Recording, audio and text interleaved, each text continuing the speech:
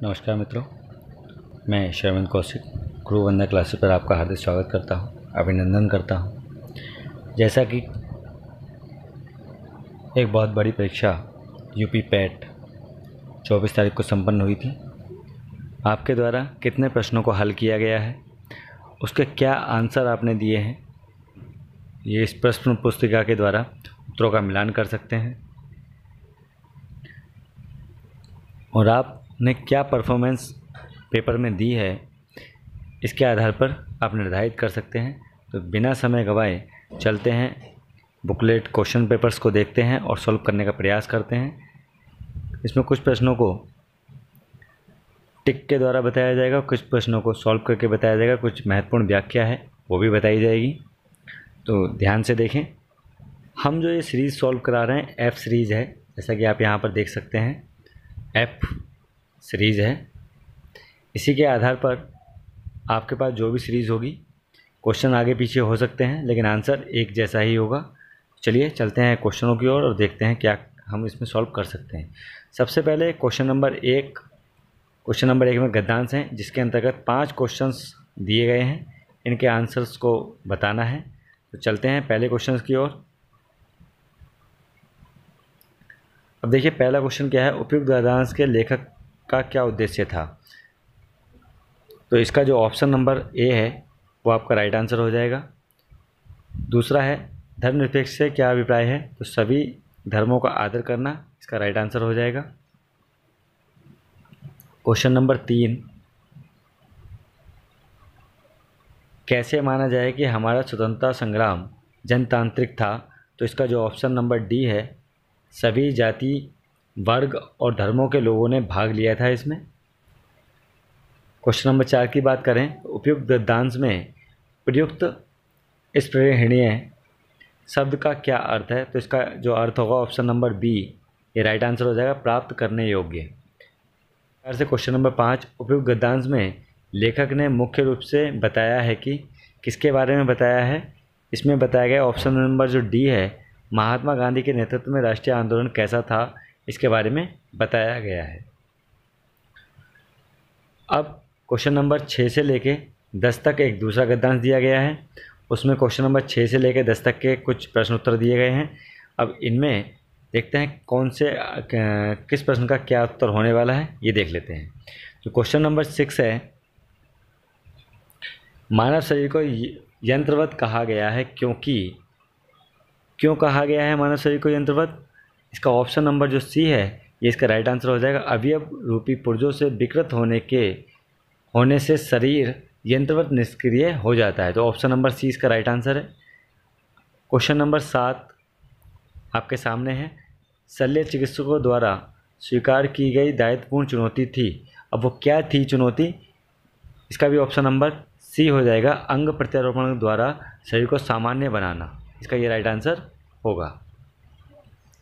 Question number 8 आपके सामने है, अनुच्छेद में प्रयुक्त निरा में शब्द का पर्याय क्या होगा। तो इसका जो सही आंसर है वो ऑप्शन नंबर ए है, स्वस्थ, इसका राइट आंसर होगा। अगला क्वेश्चन है आपके सामने, मानव को सृष्टि का लघु रूप माना गया है क्योंकि, इसका जो राइट आंसर होगा वो बी वाला होने वाला है। मानव मन में जो घटित होता है वही सृष्टि में घटित होता है। क्वेश्चन नंबर 10 आपके सामने है, वैज्ञानिक दृष्टि का अपेक्षाकृत अभाव होता है, तो किसमें होगा। साहित्यकार जो होते हैं उनमें वैज्ञानिक दृष्टि का अभाव होता है। क्यों होता है, क्योंकि जो एक साहित्यकार होता है वो ज़्यादातर रचनाएं वगैरह लिखता रहता है, तो उसका जो वैज्ञानिक है वो कहीं ना कहीं कमज़ोर होने वाला है। अब क्वेश्चन अगले की ओर चलते हैं और देखते हैं किस प्रकार से क्वेश्चंस हमारे सामने हैं। क्वेश्चन नंबर 11 से लेकर 15 तक मैथ के क्वेश्चंस दिए गए हैं। मैथ में आप जैसा कि देख पा रहे हैं ये ग्राफ दिया हुआ है और इसके आधार पर कुछ क्वेश्चंस दिए गए हैं। यहाँ पे देखते हैं किस प्रकार से सीमेंट का उत्पादन है, मिलियन टन में दिया गया है, और किस प्रकार से इसके आंसर्स को निकालेंगे ये भी देखते हैं। अब ये कह रहा है आगे, प्रथम 3 वर्ष के दौरान उत्पादन क्या था, तो इसका जो राइट आंसर होगा वो 48 MT होगा। ठीक है, अगला क्वेश्चन है, सीमेंट का अधिकतम उत्पादन दर्ज हुआ वर्ष बताना है आपको, कौन सा वो वर्ष था। तो इसका जो ऑप्शन नंबर ए है 2014-15 इसका राइट आंसर होगा। क्वेश्चन नंबर 13 देख लेते हैं। वर्ष 2011-12 के दौरान उत्पादन वृद्धि पिछले वर्ष की तुलना में कितनी थी। तो इसका जो राइट आंसर होने वाला है बी वाला होने वाला है 31.8 इसका राइट आंसर होगा। क्वेश्चन नंबर 14 को देख लेते हैं। क्वेश्चन नंबर 14 किस प्रकार से इसका क्या राइट आंसर होने वाला है। उत्पादन अधिकतम स्तर तक इस वर्ष घटा है। तो इसका जो राइट आंसर होगा वो ए वाला होने वाला 2015-16। अगला क्वेश्चन देख लेते हैं। Question number 15। क्वेश्चन नंबर 15 क्या कहता है।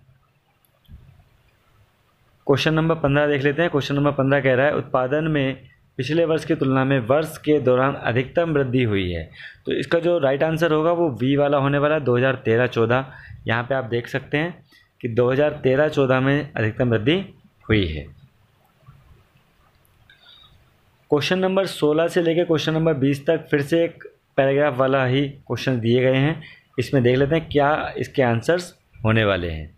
तो क्वेश्चन नंबर 16 का राइट आंसर हो जाएगा ऑप्शन नंबर 3। विगत वर्षों तक एक्स का आयात एक्स के औसत आयात से अधिक था। तो इसका जो राइट आंसर होगा वो ऑप्शन नंबर सी होने वाला है। क्वेश्चन नंबर 17 आपकी स्क्रीन पर है और देख लेते हैं 17 क्वेश्चन क्या कह रहा है। क्वेश्चन नंबर 17 आपकी स्क्रीन पर है और देखते हैं क्या कह रहा है। क्वेश्चन नंबर 17, एक्स के औसत आयात से अधिक आयात और एक्स के औसत आयात से कम आयातों के वर्षों का अंतर हमें इसमें बताना है। तो जो इसका राइट आंसर होने वाला है वो आंसर नंबर ए होगा, विकल्प नंबर ए इसका 2 सही आंसर होगा। क्वेश्चन नंबर 18 आपकी स्क्रीन पर है। वर्ष 2018-19 के दौरान एक्स के आयात में प्रतिशत वृद्धि सभी वर्षों के एक्स के आयात के औसत से कितनी है। ये इसका जो राइट आंसर होने वाला है वो 64.38 होगा।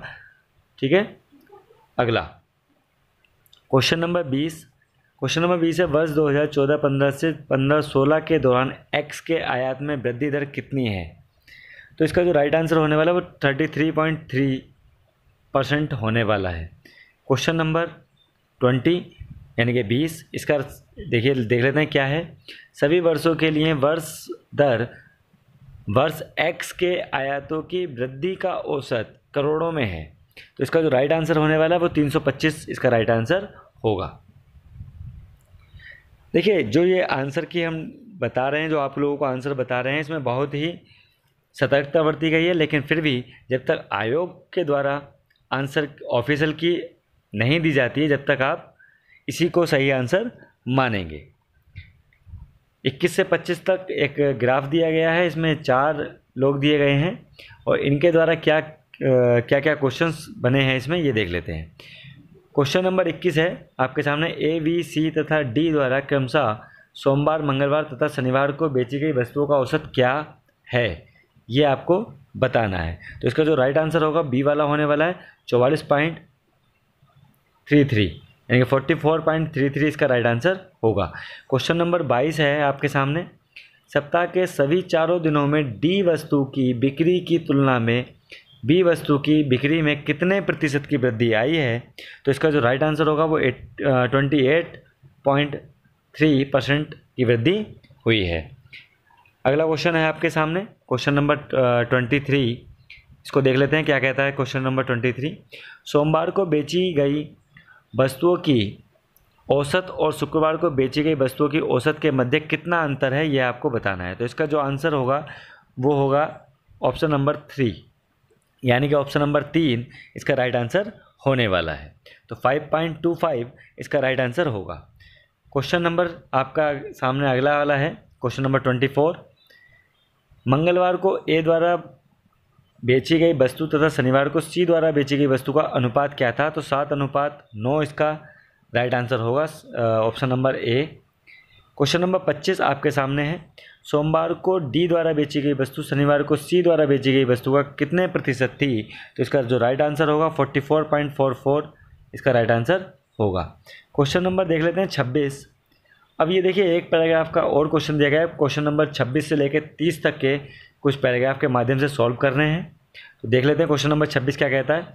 2000 वर्ष 2010-11 से 16-17 की अवधि के मध्य आलू का औसत उत्पादन कितना था। तो इसका जो राइट आंसर होगा ऑप्शन नंबर ए 293.86 इसका राइट आंसर होने वाला है। 293.68 टन इसका राइट आंसर होने वाला है। क्वेश्चन नंबर 27 आपके सामने है। क्वेश्चन नंबर 27 देख लीजिए, 27 आपके सामने। वर्ष 2016-17 के मध्य इनमें से किस फसल के उत्पादन में पिछले वर्ष की तुलना में गिरावट दर्ज हुई है। तो ये एक जो पैराग्राफ आपके सामने दिया गया है इसमें आप देख सकते हैं कितनी जो गिरावट है। इसका जो राइट आंसर है ऑप्शन नंबर सी चावल इसका राइट आंसर होगा। क्वेश्चन नंबर 28 है आलू का उत्पादन वर्ष 2015-16 में वर्ष 2010-11 का अंदाजन कितने गुना था। तो इसका जो राइट आंसर होगा वो ऑप्शन नंबर डी 1.90 इसका राइट आंसर होगा। क्वेश्चन नंबर 29 आपके सामने है। ये देख लीजिए गेहूं उत्पादन में किस वर्ष के दौरान गिरावट आई है। तो ये जो वर्ष है आपका ऑप्शन नंबर बी 2013-14 इसका राइट आंसर होगा। क्वेश्चन नंबर 30 इसमें से किस फसल में 2013-17 के मध्य उत्पादन में लगातार वृद्धि हुई है। तो इसका जो राइट आंसर होगा वो ऑप्शन नंबर डी होने वाला है, यानी कि बाजरा इसका सही आंसर होगा। क्वेश्चन नंबर 31 देख लेते हैं। क्वेश्चन नंबर 31 करंट आ गया है, जीके स्टैटिक्स के कुछ क्वेश्चंस हैं। इनमें से कौन हड़प नीति का कट्टर समर्थक था। तो इसका जो राइट आंसर है वो लॉर्ड डलहौजी है। लॉर्ड डलहौजी के संबंध में मैं आपको 2 से 3 चीज़ें बताना चाहूँगा। ये जो हड़प नीति है इसका नाम है व्यपगत का सिद्धांत भी इसको बोलते हैं, ठीक है। तो आपका व्यपगत सिद्धांत के नाम से भी आ सकता है, गोद निषेध का सिद्धांत, गोद निषेध का प्रथा या फिर सिद्धांत के नाम से भी इसको जानते हैं, ठीक है। तो ये एक एक्स्ट्रा इन्फॉर्मेशन है इस पेपर से अलग, गोद निषेध भी बोल सकते हैं। और ये प्रारंभ कब हुई थी 1848 में, ठीक है। जो हड़प नीति का प्रारंभ हुआ था वो 1848 में हुआ था। किसके द्वारा किया गया था, लॉर्ड डलहौजी द्वारा इसका सिद्धांत का प्रतिपादन किया गया था। अगला देखिए क्वेश्चन आपके सामने है, भारतीय इतिहास में धन्वंतरी कौन थे। तो चंद्रगुप्त विक्रमादित्य की सभा को सुशोभित करने वाले प्रसिद्ध चिकित्सक थे, धन्वंतरी के नाम से इनको जाना जाता है। क्वेश्चन नंबर 23 आपके सामने है। देखिए 23 है, इसको क्रम में लगाना है। सबसे पहले कौन आया, सबसे पहले इसमें जो लिखा हुआ है टॉमस रो, फारियान या फिर हेनसांग। अब इनके संबंध में मैं आपको कुछ बताना चाहूँगा। देखिए जब ये सबसे पहले आए थे आपके हर्षवर्धन के शासनकाल में जो आया था, कौन आया था, हेनसांग आया था। ये 689 को आए थे, ठीक है। 689 ईस्वी में कौन आया था, हेनसांग आया था। और किसके शासन में आया था, हर्षवर्धन के शासनकाल में आया था, ठीक है। तो आपको ये याद रखेंगे किसके शासनकाल में आया था, हर्षवर्धन के शासनकाल में आया था, ठीक है। आगे है, इसके बाद आया फारियान। इसके बाद कौन आया था, फारियान आया था। ये 399 ईस्वी में आए थे। ये कब आए थे, 399। और ये किसके शासनकाल में आए थे, चंद्रगुप्त सेकंड के काल में आए थे, या फिर विक्रमादित्य भी लिख सकते हैं हम इसको, ठीक है। चंद्रगुप्त सेकंड या फिर विक्रमादित्य के शासनकाल में ये लोग आए थे। और तीसरे बाद में आया था टॉमस रो 1616 में कौन आया था, टॉमस रो आया था। और ये किसके शासनकाल में आया था, जहांगीर के शासनकाल में आया था। किसके, जहांगीर, ठीक है। तो अब आपको ये याद हो गया होगा कि कौन किसके शासनकाल में आया था। तो जो इसका राइट आंसर होने वाला है वो राइट आंसर होगा ऑप्शन नंबर सी इसका राइट आंसर है। तो सबसे पहले आपका फारियान आया, फिर उसके बाद आपका हेनसांग आया, फिर उसके बाद सबसे लास्ट में आए थे टॉमस रो। यानी कि इसका जो क्रम था वो 399 फारियान, 689 में हेनसांग और 1616 में आपका टामसरो आया था। क्वेश्चन नंबर 34 देख लीजिए। क्वेश्चन नंबर 34 क्या कह रहा है। क्वेश्चन नंबर 34 आपके सामने है, सिराजुद्दौला किस युद्ध में अंग्रेजों से पराजित हुआ था। तो ये युद्ध था प्लासी का युद्ध, ऑप्शन नंबर ए इसका राइट आंसर है। लेकिन ये युद्ध कब हुआ था, तो ये युद्ध हुआ था 23 जून 1757 में। कब हुआ था, 23 जून 1757 को प्लासी का युद्ध हुआ था। क्वेश्चन नंबर अब देखते हैं अगला 35। क्वेश्चन नंबर 35 आपके सामने, ये क्या कहता है, भारतीय राष्ट्रीय कांग्रेस द्वारा किस अधिवेशन में ऐतिहासिक पूर्ण स्वराज्य का प्रस्ताव पारित किया गया। तो ये लाहौर अधिवेशन था, ये सभी लोग जानते हैं लाहौर अधिवेशन था। और ये लाहौर अधिवेशन 1929 में हुआ था। और ये कहाँ हुआ था, रावी नदी के तट पर हुआ था। अगर आपको हमने पढ़ाया था, आपने अगर अभी तक वीडियो नहीं देखी तो आप देख सकते हैं, ये रावी नदी के तट पर हुआ था। ठीक है, 1929 को लाहौर अधिवेशन। क्वेश्चन नंबर 36 है आपके सामने। 36 क्या कह रहा है, ये देखिए, मिलान करना है। इसमें क्या करना है, हमें मिलान करना है कि कौन किससे संबंधित है। तो सबसे पहले अगर हम बात करें इंडियन नेशनल आर्मी की, तो सुभाष चंद्र बोस इसके सही आंसर होगा। इसके बाद गदर पार्टी, लाला हरदयाल। इसके बाद मित्र मेला, तो मित्र मेला के कौन थे, बी.डी. सावरकर ही थे। और होम रूल लीग की स्थापना किसने की थी, एनी बेसेंट द्वारा की गई है। तो जो ऑप्शन होगा इसका, ऑप्शन नंबर ए इसका राइट आंसर होगा। क्वेश्चन नंबर आपके सामने है 37, मौर्यकालीन भारत के विवरण वाली इंडिका के लेखक कौन थे। तो इसके लेखक सभी लोग जानते हैं, मेगास्थनीज इसके लेखक थे। और ये कब लिखी गई थी, 305 में। 305 ईसा पूर्व किसको भेजा गया था, मेगास्थनीज को भेजा गया था। ठीक है, और ये कौन सा दूत था, ये एक यूनानी दूत था। ये एक यूनानी दूत थे। कौन था यूनानी दूत, मेगास्थनीज एक यूनानी दूत था। और 305 ईसा पूर्व इनको भेजा गया था। साइमन कमीशन किस वर्ष भारत में आया था, तो 1928 को साइमन कमीशन भारत आया था। और कब था ये, मार्च में था। ठीक है, तो इसको आप याद रखेंगे, मार्च में। इसका जो गठन हुआ था वो कब हुआ था, तो नवंबर 1927 में इसका गठन हुआ है। नवंबर 1927 में क्या हुआ था, गठन। ये एक्स्ट्रा जानकारी है कुछ, इसी पेपर्स में हम इसका क्या करने वाले हैं, पोस्टमार्टम इसका साथ साथ कर रहे हैं। क्वेश्चन नंबर आपके सामने 39 है, नागार्जुन सागर बांध किस नदी पर बना हुआ है। तो नागार्जुन सागर बांध कृष्णा नदी पर बना हुआ है। अगला है आपके सामने क्वेश्चन, माउंट एवरेस्ट पर प्रथम बार चढ़ाई किस वर्ष की गई थी।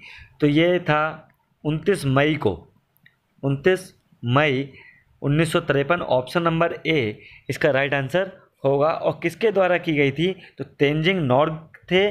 कौन था, तेंजिंग नॉर्ग। और कौन था दूसरा, एडमंड हिलेरी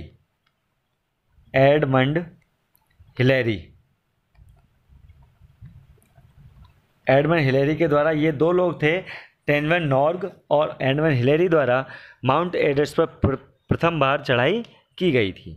अगला है, किसने महात्मा गांधी के खिलाफत आंदोलन से जुड़ने का विरोध किया था। तो इसका जो राइट आंसर होगा, option number D, Abdul Kalam Azad इसका सही आंसर था। और ये खिलाफत आंदोलन कब स्टार्ट हुआ था, 1919 में स्टार्ट हुआ था। ठीक है, अगला क्वेश्चन देखते हैं। क्वेश्चन नंबर 42, कौन सा क्रांतिकारी संगठन काकोरी षड्यंत्र केस में शामिल था। तो इसका जो था, हिंदुस्तान रिपब्लिक एसोसिएशन ये था। और ये काकोरी जो कांड हुआ था वो 1925 में हुआ था। कब हुआ था, 1925 ईस्वी में काकोरी कांड हुआ है। इसके बाद जो इसकी स्थापना हुई थी वो 1924 में हुई थी। 1924 में किस जगह से हुई थी, तो कानपुर से हुई थी। ये आपको याद रखना है। ठीक है, तो कानपुर से क्या हुआ था, इसका स्थापना हुई थी और 1925 में काकोरी कांड हो गया था। ठीक है, अगला क्वेश्चन देख लेते हैं। क्वेश्चन नंबर 43 आपके सामने है। कुछ दर्रे दिए गए हैं, अब ये कौन कौन से दर्रे हैं इनसे संबंधित हैं और कौन सा इसका राइट आंसर होने वाला है ये भी हम देखने वाले हैं। तो जोजिला और बुर्जिल दर्रा जम्मू और कश्मीर में ही है। बारालापचा ला और सिपकला दर्रा, बारालापचा ला और सिपकी ला, ये जो दर्रा है ये आपका हिमाचल में है। ये कहाँ पर है? हिमाचल प्रदेश में, हिमाचल प्रदेश में ये दर्रा है। और जो ये उत्तर प्रदेश इसका राइट आंसर नहीं होने वाला है। तो थागाला और नीति पास और लिपू लेक, ये जो दर्रा है ये यूके का है। कहाँ पर है? हिमाचल प्रदेश का नहीं है, ये यूके में है। और ये नाथुला और जेलेपला ये सिक्किम में ही है। ठीक है। अब इसमें जो कुछ एक्स्ट्रा इन्फॉर्मेशन है वो ये है, जोजिला और बुर्जिल जो दर्रा है श्रीनगर और लेह को जोड़ता है। ये जो दर्रा है ये किसको जोड़ता है? श्रीनगर और लेह को जोड़ता है। जो इसका राइट आंसर होने वाला है वो क्या होगा? ऑप्शन नंबर ए इसका राइट आंसर होगा। अब देखते हैं क्वेश्चन नंबर 44 क्या कह रहा है। क्वेश्चन नंबर 44 है, भरतपुर में स्थित पक्षी अभयारण्य राष्ट्रीय उद्यान का नाम है केवलादेव घाना पक्षी विहार, इसका राइट आंसर होगा। इसके बाद है क्वेश्चन नंबर 45, भिलाई इस्पात संयंत्र के लौह अयस्क का स्रोत है। तो जो इसका राइट आंसर होने वाला है वो है दिल्ली राजहरा। ठीक है। तो दिल्ली राजहरा इसका राइट आंसर होगा, क्योंकि कोबरा कोयले के लिए प्रसिद्ध है। कोयला किसके लिए प्रसिद्ध है? कोयला। और जो दिल्ली राजहरा प्रसिद्ध है ये लोहे के लिए प्रसिद्ध है।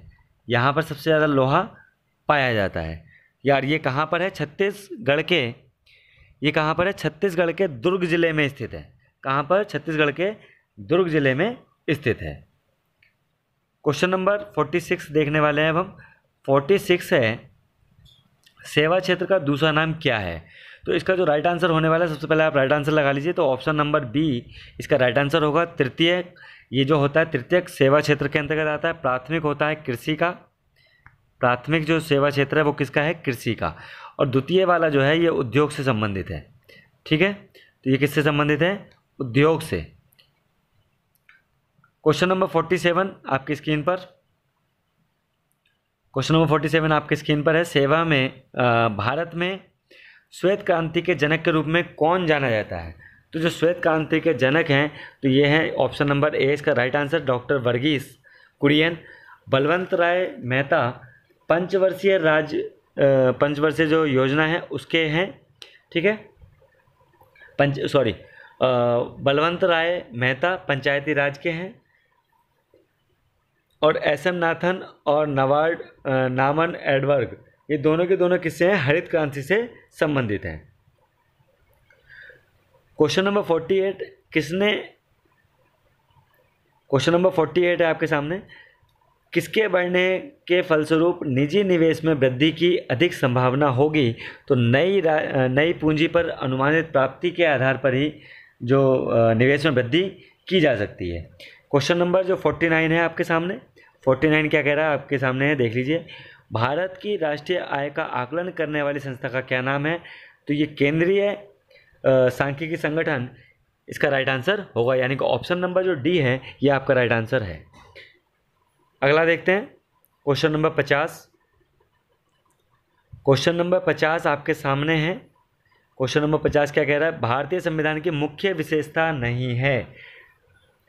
तो मुख्य विशेषता नहीं है प्रतिबंध न्यायतंत्र, ये बिल्कुल राइट आंसर होगा, क्योंकि प्रतिबंध न्यायतंत्र इसका राइट आंसर है। क्वेश्चन नंबर 51 आपके सामने। भारत में आर्थिक सुधार 1991 के दौरान प्रधानमंत्री कौन थे? अधिकांश लोगों ने मनमोहन सिंह को लगाया होगा, लेकिन मनमोहन सिंह इसका राइट आंसर नहीं है। इसका राइट आंसर बी वाला है, PV नरसिम्हा इसके राइट आंसर थे। क्वेश्चन नंबर 52, भारत के संविधान में इनमें से क्या राज्य सूची में सम्मिलित नहीं है? तो इसमें जो राइट आंसर होगा दंड प्रक्रिया संहिता, इस समवर्ती सूची में दी गई है। किसमें? समवर्ती सूची।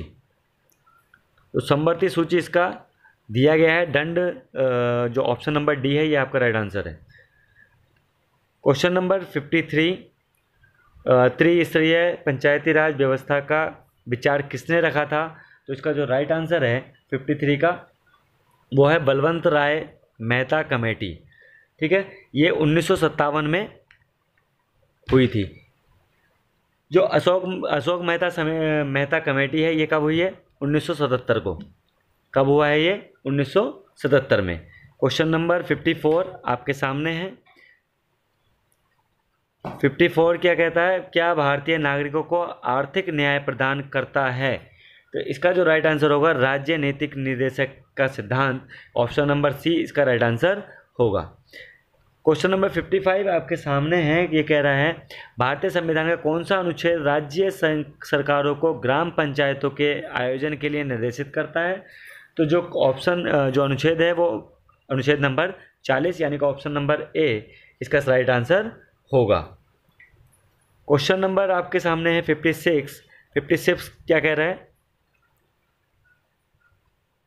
देखिए 56 आपके सामने है, नींबू का खट्टा स्वाद इनमें से किसकी उपस्थिति के कारण होता है? तो ऑप्शन नंबर बी इसका राइट आंसर होगा, साइट्रिक अम्ल है। क्वेश्चन नंबर 57, कर्कटजनक रसायन से होता है, तो इसके जो आंसर होगा वो कैंसर है। इसका क्या आंसर है? कैंसर। क्वेश्चन नंबर आपके सामने 58 है। तो इसका त्वचा की ऊपरी त्वचा क्या कहलाती है? त्वचा का जो ऊपरी सतह है वो क्या कहलाती है? तो ये कहलाती है अधिचर्म।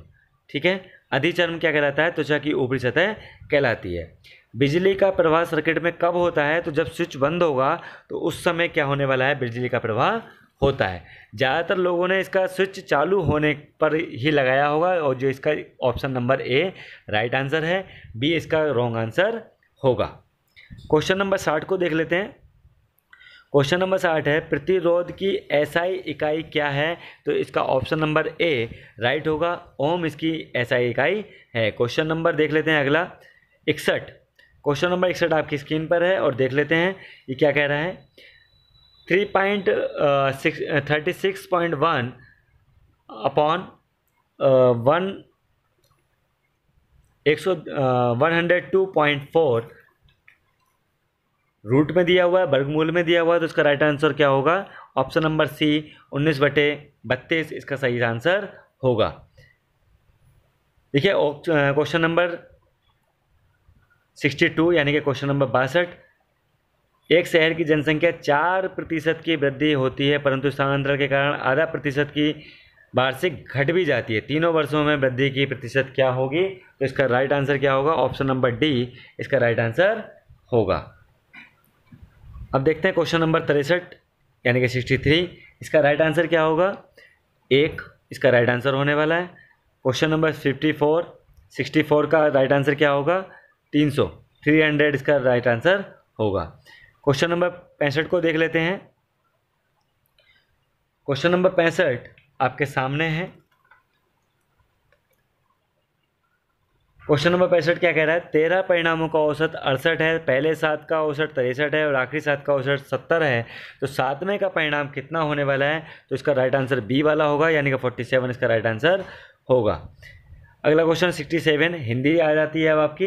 अब हिंदी में देख लीजिए, कांटों से भरा हुआ वाक्यों के लिए नीचे दिए गए विकल्पों में सही एक शब्द चुनिए, तो ऑप्शन नंबर डी इसका राइट आंसर होगा। दूध का दूध और पानी का पानी करना मुहावरे का अर्थ क्या होगा? उचित निर्णय करना, ऑप्शन नंबर डी इसका राइट आंसर होगा। शुद्ध वर्तनी चुनना है, तो इसका जो ऑप्शन नंबर सी है बहिष्कार, ये आपका राइट आंसर होगा। क्वेश्चन नंबर 69 तीक्ष्ण का विलोम क्या होगा? कुंठित होगा। ठीक है, क्या होगा? कुंठित। गजवदन का पर्यायवाची क्या होगा? गणपति होगा। क्वेश्चन नंबर 71 का जो राइट आंसर होने वाला है फर्स्ट का पहला, क्लिम्बिंग इनटू बेड। ठीक है, और जो ऑप्शन क्वेश्चन नंबर 72 है, 72 का सी वाला ऑप्शन इसका राइट आंसर होगा। क्वेश्चन नंबर 73 का जो राइट आंसर होने वाला है वो क्या होगा? क्वेश्चन नंबर 73 का राइट आंसर होगा सी वाला, ए कोल्ड ब्रीज। ठीक है, क्वेश्चन नंबर 74 का जो राइट आंसर होगा क्वेश्चन ऑप्शन नंबर सी इसका राइट आंसर होगा। क्वेश्चन नंबर 75 का जो राइट आंसर होगा question number option number B इसका राइट आंसर होगा। अब बात कर लेते हैं क्वेश्चन नंबर 76 की। 76 में क्या है, आपकी रीजनिंग स्टार्ट हो गई है, और रीजनिंग में जो इसका राइट आंसर होने वाला है वो ऑप्शन नंबर ए इसका राइट आंसर होगा। ठीक है, क्वेश्चन नंबर 77 का डी वाला ऑप्शन होगा राइट, बहन इसका आंसर होने वाला है। क्वेश्चन नंबर 78 में मलेरिया, कुत्ता से रेबीज फैलता है और मच्छर से क्या फैलेगा, मलेरिया फैलता है। देखिए अगला क्वेश्चन है 79 का जो राइट आंसर होगा, देखिए यहाँ पे सब 4 अक्षर दिए गए हैं, मुनि, नन यानी कि धर्म संगनी या फिर पादरी, ये तीनों आपस में कहीं ना कहीं कनेक्टेड हैं। और जो ये आपका ऑप्शन नंबर ए है सूरवीर, ये कहीं ना कहीं अलग प्रदर्शित हो रहा है। क्वेश्चन नंबर देख लेते हैं 80 का, जो 80 वाला है वो क्या कहता है। 80 का जो 22 जुलाई 2021 से किस भुगतान तंत्र को नए कार्ड जारी करने पर प्रतिबंध लगा दिया है, तो यह है इसका मास्टर कार्ड, इसमें 22 जुलाई से प्रतिबंध लगा दिया गया है। 81 का जो राइट आंसर होगा, नमस्ते योग मोबाइल ऐप किसने शुरू किया है, तो आयुष मंत्रालय द्वारा ये शुरू किया गया है। अगला क्वेश्चन है 82, 18 फरवरी 2005 को शुक्रवार है, तो 18 फरवरी 2007 तो कौन सा दिन होगा, तो इसका ऑप्शन नंबर बी यानी कि रविवार इसका राइट आंसर होगा। क्वेश्चन नंबर 83, भारत के उस राज्य का नाम क्या है जिसने अपने सभी निवासियों को स्वास्थ्य बीमा प्रदान किया है, तो इसका जो राइट आंसर है वो है राजस्थान। राजस्थान एक ऐसा राज्य है जिसने जो भी वहाँ के रहने वाले हैं सभी को क्या दे दिया है, स्वास्थ्य बीमा प्रदान कर दिया है। क्वेश्चन नंबर 84, भारतीय सेना ने कश्मीर में अपनी एक फायरिंग रेंज का नाम बॉलीवुड अभिनेत्री के नाम पर रखा है, तो ये बॉलीवुड अभिनेत्री का नाम है विद्या बालन। क्वेश्चन नंबर है 85, वर्ष 2021 के लिए किस देश का पासपोर्ट विश्व में सबसे शक्तिशाली विश्व का पासपोर्ट माना जाता है, तो ये ऑप्शन नंबर डी यानी कि जापान। अगला क्वेश्चन है टोक्यो पैरालंपिक्स 2021 में किसको भारतीय दल के ध्वजवाहक में नामित किया गया है, तो ऑप्शन नंबर ए मरिप्पन थंबवेलु को इसमें दिया गया था। क्वेश्चन नंबर 87, 2021-22 के दूसरे क्वार्टर जुलाई सितंबर के सुकन्या खाते की ब्याज दर क्या है, तो इसका जो ऑप्शन नंबर बी है यानी कि 7.6 इसका राइट आंसर होगा। देख लेते हैं अगला क्वेश्चन है क्वेश्चन नंबर 88, कौन सी राज्य सरकार के मुख्यमंत्री दलित सशक्तिकरण योजना को लागू किया है, तो इसका जो राइट आंसर है वो है तेलंगाना, ऑप्शन नंबर बी। 89 का राइट आंसर देख लीजिए, थंडर ड्रैगन के नाम से किस भूमि को जाना जाता है, तो भूटान को इसको थंडर ड्रैगन के नाम से जाना जाता है। रियाद किस देश की राजधानी है, तो सऊदी अरब की राजधानी है। तमिलनाडु विधानसभा 2021 का चुनाव किस राजनीतिक दल ने जीता है, तो डीएमके ने जीता था। जो इसके मुख्यमंत्री हैं वो कौन है, एमके स्टालिन है, एमके स्टालिन, तो ये आप याद रखेंगे मुख्यमंत्री को, स्टालिन। ठीक है, तो एमके स्टालिन यहाँ के मुख्यमंत्री हैं तमिलनाडु के, और डीएमके ने ये चुनाव जीता है। वैश्विक शांति सूचांक 2021 में कौन सा देश शीर्ष स्थान पर है, तो ऑप्शन नंबर सी इसका राइट आंसर है आइसलैंड। ज़्यादातर जो क्वेश्चंस फंसे हैं वो हमारी पीडीएफ से पढ़े हैं। अगर आपने अभी तक टेलीग्राम ग्रुप ज्वाइन नहीं किया है तो मेरे टेलीग्राम ग्रुप को ज्वाइन कर लें, और वहाँ पे आप ये जितने भी क्वेश्चंस हैं वहाँ पे आप देख सकते हैं, ये सारे क्वेश्चंस वहीं से फंसे हैं। क्वेश्चन नंबर 93 देख लेते हैं, विश्व में संयुक्त राष्ट्र दिवस कब मनाया जाता है, तो 24 अक्टूबर को संयुक्त राष्ट्र दिवस मनाया जाता है, यानी कि ऑप्शन नंबर इसका ए वाला जो ऑप्शन है वो राइट आंसर इसका हो जाएगा। अंतर्राष्ट्रीय न्यायालय कहाँ पर स्थित है, द हैग में इसका अंतर्राष्ट्रीय न्यायालय स्थित है। अगला क्वेश्चन है आपके सामने, विश्व प्रसिद्ध खजुराहो मूर्ति कलाएँ कहाँ पर स्थित हैं, तो मध्य प्रदेश में ये खजुराहें जो मूर्ति कलाएँ हैं ये स्थित हैं। क्वेश्चन नंबर 96 है, क्षेत्रफल की दृष्टि से भारत का विश्व में कौन सा सबसे छोटा राज्य है, तो ये गोवा है जो सबसे छोटा राज्य है। राज्यसभा में चुने हुए सदस्यों का कार्यकाल कितने वर्ष का होता है, तो ये 6 वर्ष का इनका कार्यकाल होता है, यानी कि ऑप्शन नंबर सी इसका राइट आंसर होगा। अब देख लेते हैं क्वेश्चन नंबर देख लेते हैं 98 को, तो 98 का जो क्वेश्चन है वो आपके सामने, अर्जुन पुरस्कार किसके लिए दिया जाता है, तो खेल के लिए, जो उत्कृष्ट खेल प्रदर्शन करता है उसके लिए अर्जुन पुरस्कार दिया जाता है। प्रसिद्ध नकवा नव कालेवारा उत्सव इनमें से किस राज्य से संबंधित है? तो ये जो राज्य है ये उड़ीसा से संबंधित है। ठीक है, अगला क्वेश्चन देख लेते हैं। लास्ट क्वेश्चन है, कौन सी गैस हरित गैस नहीं है? तो इसका जो राइट आंसर होगा ऑप्शन नंबर ए, नाइट्रोजन। ये हरित गैस नहीं है। बाकी जो ये 3 गैस हैं, मीथेन, कार्बन डाइऑक्साइड और क्लोरोफ्लोरोकार्बन, ये तीनों ही क्या हैं? हरित गैस हैं। तो मित्रों, ये आपने आंसर की मिला ली होगी, और जितने भी आपके नंबर्स आए हैं तो कमेंट बॉक्स में कमेंट करके मुझे एक बार अपने नंबर्स को ज़रूर बताएं, जिसके द्वारा हम आपको बता सकते हैं कि कहाँ तक मेरिट गई है। आप लोगों का जो स्कोर होगा वो क्या होगा, इसमें नॉर्मलाइजेशन होगा या नहीं होगा, और होगा तो कितने प्रतिशत होगा, कहाँ तक मेरिट जा सकती है। तो ये सभी की चर्चा दूसरी वीडियो में हम करने वाले हैं। यदि वीडियो अच्छी लगी हो तो लाइक और शेयर करना ना भूलें। धन्यवाद।